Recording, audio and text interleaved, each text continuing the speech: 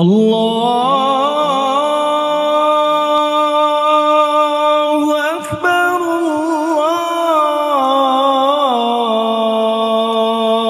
Allahu Akbar.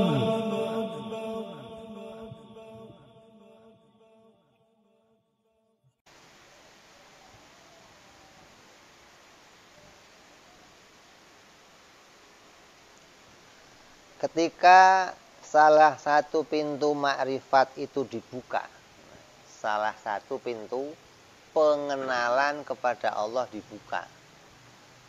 Jadi yang tadinya kita nggak kenal Allah, tiba-tiba Allah membuka satu pintunya, kemudian seorang hamba bisa bertambah kenal kepada Allah. Apa pintu diantaranya? Sakit. Salah satu pintunya. Maksudnya bagaimana? Artinya seorang yang dalam keadaan sakit itu menjadi sadar kalau dirinya itu lemah. Bisa berpikir tentang keadaan iftikor pada dirinya. Bahwa dirinya ini lemah, dirinya nggak bisa menimbulkan sehat. Terus bisa berpikir pula bahwa sedunia ini nggak bisa satupun mendatangkan sehat untuk dirinya. Ya, dengan sakit dia akan bisa makrifat, tambah mengetahui kalau yang bisa mendatangkan sesuatu itu hanya Allah Subhanahu wa taala. Ini kesadaran ini dimunculkan ketika sakit gitu loh. Yang tadinya ketika nggak sakit menganggap saya bisa ini, itu bisa ini, si anu bisa ini, si anu. Begitu sakit muncul kesadaran bahwa yang bisa memunculkan segalanya hanya Allah Subhanahu wa taala. Yang diharapkan hanya Allah, yang diminta hanya Allah. Ini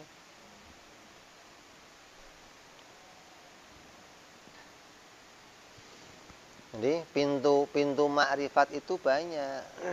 Ada yang tadinya jadi bos melarat mendadak, itu dibuka pintu makrifat.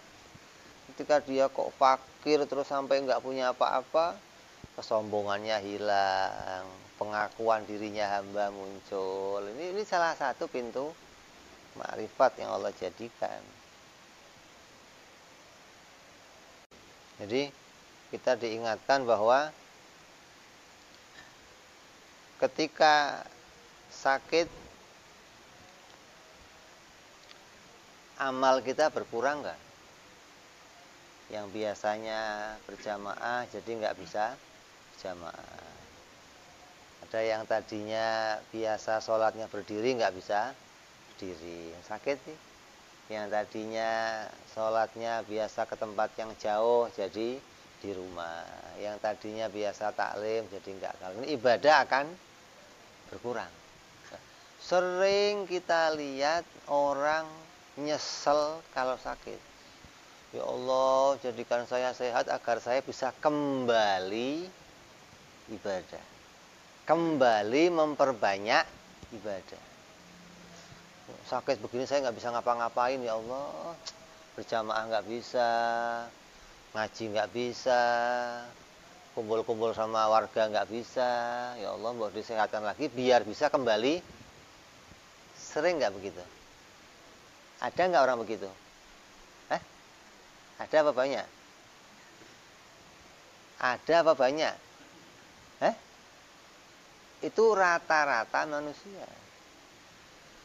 Ketika dijadikan sakit, kemudian dia sakitnya ini nggak kunjung sembuh, maka hatinya akan mengatakan, ya Allah, mbok cepat sehat biar saya kembali aktivitas. Nggak usah sakit lah, corona begini aja, ya Allah, mbok ini bubar corona, ya Allah, biar kembali aktivitas. Karena dianggap apa? Dianggap apa? Aktivitasnya bisa mendatangkan sesuatu. Kamu dari sehat, pingin kembali ke sakit, pingin kembali sehat, pingin ibadah, kamu anggap ibadah kamu bisa mendatangkan apa? Yang didatangkan ibadah itu apa? Kamu berjamaah tiap hari di masjid, ngaji tiap hari, kamu wirid tiap hari, yang dapat apa? Mendatangkan apa itu semua? Itu makhluk, nggak bisa datangin apa-apa. Jadi kamu dianeh-anehin, kamu ini aneh. Kamu sedang dijadikan sakit itu, sedang dibuka pintu ma'rifatnya kepada Allah. Kamu banyak mau ngamal itu tujuan akhirnya mau ma'rifat kepada Allah. Lah ini sedang dibuka, kok minta hilang? Ente ini waras apa enggak coba ini? Kamu itu sedang sampai puncak. Kok puncak apa sih? Tujuannya amal itu pengen makrifat. Coba kamu tanya wali-wali sono, kamu amal apa sih? Ya pengen deket sama Allah, pengen terbuka pintunya kepada Allah, pengen jadi orang yang makrifat kepada Allah, jadi hambanya Allah yang benar. Artinya sadar betul-betul hatinya kalau dia itu hanya dituhani oleh Allah, enggak menganggap yang lain Tuhan, enggak menganggap dirinya Tuhan. Itu kesadaran puncak seorang hamba. Nah, banyaknya amal itu dianggap bisa mendatangkan itu semua. Kalau saya ngamal sono, saya wirid, saya begini, dianggap bisa mendatangkan sesuatu untuk dirinya. Ini pemahaman yang keliru kalau kamu anggap bahwa amal itu bisa mendatangkan sesuatu. Bismillahirrahmanirrahim. Alhamdulillah, salatu wassalamu ala Rasulillah Sayyidina Muhammad ibn Abdullah wa ala alihi wa sahbihi wa wala. Amma ba'du. Menjelaskan tentang video barusan tentang bahwa amal itu tidak bisa menjadikan sesuatu, karena amal itu adalah makhluk. Maka ini dalam ilmu tauhid masuk dalam pembahasan bab jaiz. Dalam jaiz kita diharuskan memahami ada jaiz fi'il, ada jaiz maf'ul. Sebelumnya lagi kita disuruh memahami ada jaiz doruri, ada jaiz nadhari. Artinya jaiz doruri itu ya seperti jaiz menemukan perkara jaiz tanpa perlu dipikir. Artinya anak kecil juga paham, seperti gelas itu ya boleh gerak, boleh diam. Ini maka menemukan jaiz doruri.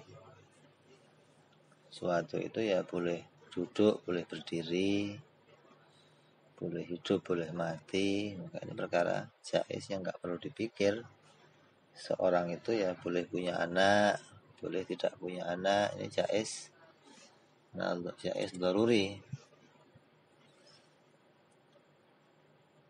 Nah, ada lagi jaiz nadhari. Maka jaiz nadhari maksudnya menemukan perkara jaiz tapi harus dipikir. Kalau nggak dipikir maka nggak nemu. Maka jarang orang memahami ini kalau nggak mau mikir. Apa jaiz nadhari? Jaiz nadhari, Allah boleh saja memasukkan ahli ibadah ke dalam neraka. Dan Allah boleh menjadikan ahli maksiat masuk ke dalam surga. Ini masuk dalam pembahasan perkara jaiz yang nadhari, yang harus difikir. Artinya tanpa difikir dengan dalil tidak akan bisa menemukan bagaimana sih kok Allah wajib, kok Allah boleh saja memasukkan seseorang yang taat padahal nggak pernah maksiat, nggak punya dosa, kok dimasukkan ke dalam neraka. Sebaliknya kok boleh saja orang yang ahli maksiat nggak pernah taat dimasukkan ke dalam surga. Maka alasannya adalah bahwa pertama, fi'ilnya Allah itu bebas. La yus'alu amma yaf'alun. Allah itu bebas menjadikan apa saja. Semua makhluk ini nurut pada apa yang dikehendaki oleh Allah. Allah mau menempatkan di mana saja, maka itu haknya Allah. Yang pertama, jaiz bahwa Allah boleh menjadikan segala sesuatu apa saja yang mungkin terjadi. Selagi itu masih perkara mungkin, maka itu boleh saja diciptakan oleh Allah Subhanahu wa taala. Nah, jaiz nadhari ini bicara dari arah bahwa yang namanya iman itu tidak bisa memasukkan seseorang ke dalam surga. Maksiat juga tidak bisa memasukkan seseorang ke dalam neraka. Karena iman itu adalah makhluk, maksiat juga makhluk. Iman tidak bisa mencegah seseorang untuk dimasukkan ke dalam neraka. Maksiat juga tidak menjadi halangan seseorang untuk bisa dimasukkan ke dalam surga. Karena dia makhluk, maka dia nurut kepada apa yang dimaui oleh Allah. Maka dari dasar pemikiran ini, bahwa iman itu adalah makhluk, maksiat itu adalah makhluk, maka keduanya tidak bisa menjadikan apapun. Yang bisa menjadikan sesuatu adalah pencipta iman dan pencipta maksiat, Allah Subhanahu wa taala.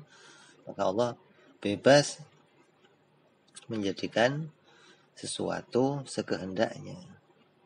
Maka dari sinilah diambil kesimpulan bahwa makhluk itu tidak mempunyai hasil apapun di dalam perbuatannya. Iman tidak bisa membawa kita ke surga. Begitu pula dengan amal. Amal apapun yang kita lakukan tidak bisa membawa kita masuk ke dalam surga.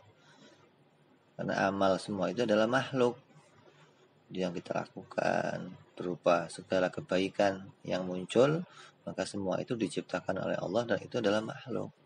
Hingga jangan kita jadikan sebuah keyakinan bahwa amal itu akan membawa saya masuk ke dalam surga. Maka ini kekeliruan paham. Dia nggak memahami wajib perkara jaiz naldori, hingga nggak ngerti kalau itu perkara jaiz. Maka perkara jaiz itu boleh saja, bukan pasti. Di amal boleh saja bergandengan dengan surga. Amal boleh saja bergandengan dengan neraka. Maka dari arah kebolehan inilah akal menerima apa yang menjadi berita dari Nabi Shallallahu Alaihi Wasallam, yang mana Allah berfirman tentang janji bahwa siapa yang memiliki iman kemudian dia mati membawa iman, maka akan aku masukkan ke surga. Jadi yang memasukkan dia ke surga adalah Allah Subhanahu wa taala. Iman ini menjadi alamat, bukan kepastian. Yang pasti memasukkan orang ke dalam surga itu siapa? Allah. Karena tanpa iman pun Allah bisa memasukkan siapa saja ke dalam surga. Maka ketika kita mendengar sebuah janji Allah tentang akan dimasukkannya seseorang yang membawa iman ketika mati ke dalam surga, maka akal menerima boleh-boleh saja. Tetap kembali pada perkara jaiz. Jaiz yang difikir. Masuknya seseorang mukmin ke dalam surga karena dijanjikan oleh Allah. Perbuatan Allah itu jaiz. Menjadikan sesuatu masuk boleh, tidak menjadikan masuk juga boleh. Tapi apabila perkara itu sudah dikalam oleh Allah, sudah dijanjikan oleh Allah, maka masuk ke dalam kolomnya wajib aridhi, wajib terjadinya, bukan wajib menciptakannya. Bukan menciptakannya jaiz, tapi terjadinya itu wajib. Hingga orang mukmin masuk ke dalam surga itu sesuai dengan kehendak Allah, bukan kemukminannya yang memasukkan dia ke surga, bukan, tapi Allah menghendaki dia untuk masuk surga. Yang masuk surga apakah orang mukmin? Siapa saja boleh. Anak kecil yang mati walaupun anaknya orang kafir bisa aja masuk surga.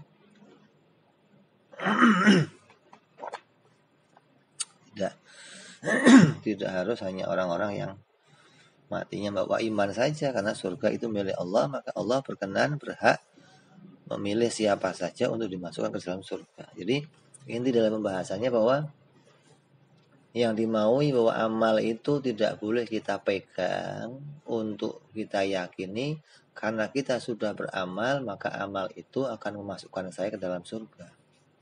Atau amal itu akan membawa saya menjadi orang yang ma'rifat. Atau amal itu akan menaikkan derajat saya. Ini tidak, ini pegangan yang salah. Maka dari awal Imam Ahmad Ibnu Athaillah sudah berpesan jangan berpegang pada amal. Kenapa? Karena amal itu makhluk.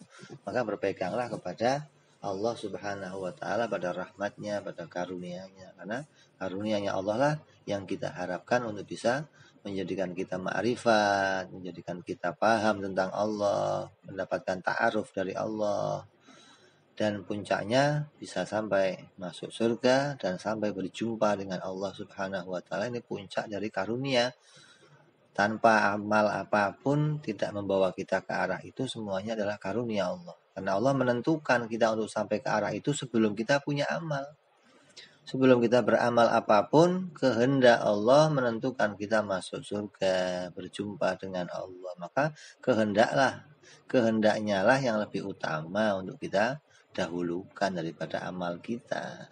Dari arah inilah yang dimaksud bahwa amal itu jangan dipegang. Yang ketika kita punya sedikit amal, tapi mendapatkan karunia ta'aruf dari Allah, maka itu karunia dari Allah Subhanahu wa taala. Jadi penting ngaji tauhid. Jadi kalau nggak pakai modal tauhid, bagaimana mau paham ini semua? Bagaimana nggak ngerti wajib, mustahil, jaiz, mau paham amal? Maka akan berpegang bahwa amal itu bisa memasukkan dia ke dalam surga. Ini kekeliruan keyakinan, etikot yang rusak ketika amal itu bisa mendatangkan dia masuk ke dalam surga. Jadi wajib ngaji ilmu tauhid. Selamat dah. Insya Allah orang yang ngaji ilmu tauhid itu selamat. Kenapa? Hatinya akan condong kepada bisa menerima apapun yang terjadi itu diciptakan oleh Allah Subhanahu wa taala, tidak mengandalkan dirinya sendiri, maka hilang pengakuan kalau dirinya bisa memunculkan sesuatu. Banyak ketergantungannya hanya kepada Allah Subhanahu wa taala, maka ini menyelamatkan hidup kita. Jadi penting ngasih tauhid. Kalau nggak ngasih tauhid, udah nggak punya modal apa-apa lah. Kalau kata kiai mah gila udah. Gilanya gila swasta maksudnya. Ya, mudah-mudahan yang sedikit ini bisa dipahami bahwa kita dijadikan oleh Allah menjadi orang yang paham kepada Allah, kepada karunia Allah, hingga kita bisa selamat di dunia sampai akhirat. Insyaallah, amin. Wabillahi taufiq. Assalamualaikum warahmatullahi wabarakatuh.